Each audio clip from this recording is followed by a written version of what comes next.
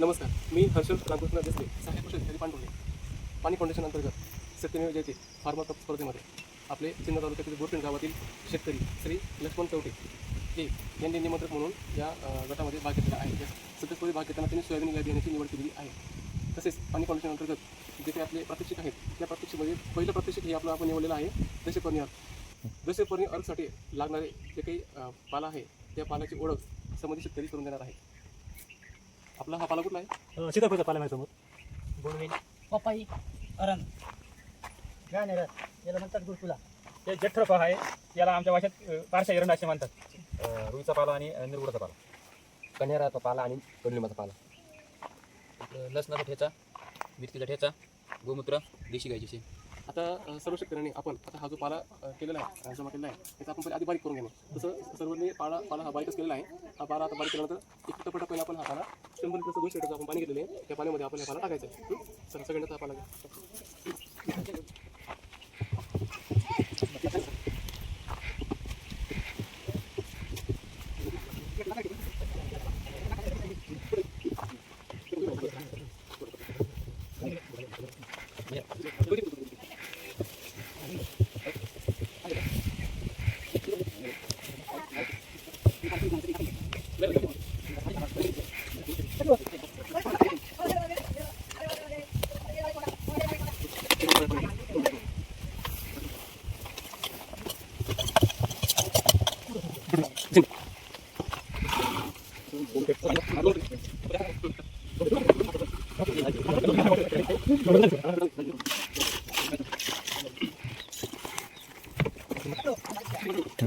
प्रकारे आता आपण सर्व जो काही पाला मिक्स केलेला आहे एका ड्रममध्ये रोज दिवसातून 3 वेळेस प्रत्येक वेळी 5-5 मिनिटं हा पाला डाव्या बाजूपासून उजव्या बाजूला हलवायचा आहे, जेणेकरून चांगलं हे मिश्रण तयार होईल. असं आपल्याला हे 30 दिवस करायचे.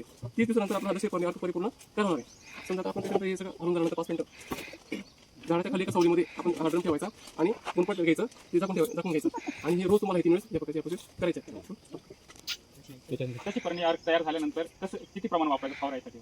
आता समजा सोयाबीनचं आपलं जे काही पीक आहे बरोबर, त्याला आता जसं पर्याय हे 30 दिवसांचं तयार झाल्यानंतर याचं प्रमाण असं आहे 2.5 लिटरचं आपण द्रावण घ्यायचं. 2.5 लिटरचं हे द्रावण केल्यानंतर 200 लिटरचं पाणी घ्यायचं. त्या 200 लिटरच्या पाण्यामध्ये ते द्रावण आपण मिक्स करायचं आणि याचं प्रमाण आहे एकरीला आपण याची फवारणी करायची. याचा वापर असा आहे तुम्हाला त्या द्रावणाचा दशपर्णी अर्काचा कीटकनाशक व बुरशीनाशक याचं नियंत्रण ठेवण्यासाठी या दशपर्णी अर्काचा आपण वापर करतो.